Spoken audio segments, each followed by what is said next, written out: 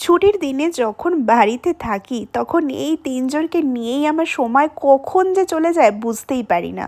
তো যাই হোক সানডে ছিল তো বিকেলবেলা সেজেগুজে বেরিয়ে পড়লাম মামার বাড়ি যাবো বলে। মামি আমার জন্য একটা সারপ্রাইজ রেখেছিল। তো তাই জন্য মাকে নিয়ে বেরিয়ে পড়লাম। ১ম এ টোটো করলাম, তারপরে অটো করে সোজা মামার বাড়ি চলে গেলাম। গিয়ে দেখি সারপ্রাইজ বলতে এই চকলেটগুলো মামি আমার জন্য রেখে দিয়েছে। মামি যেহেতু চকলেটের বিজনেস করে তাই যখনই চকলেট বানায় তখনই আমার জন্য বেশ কিছু চকলেট রেখে দেয়। আর এইরকম দেখতে হয়েছে চকলেটটা, পুরোটাই কিন্তু এটা হোমমেড। একদম দারুণই খেতে হয় প্রত্যেকবার। আর এইরকম করে র্যাপিং পেপারে মামি মুড়ে দেয়।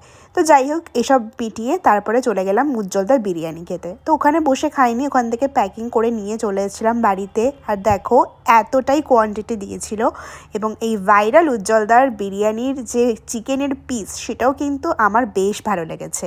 তোমরা কারা কারা উজ্জ্বলদার বিরিয়ানি খেয়েছো মধ্যমগ্রামে বলো প্লিজ।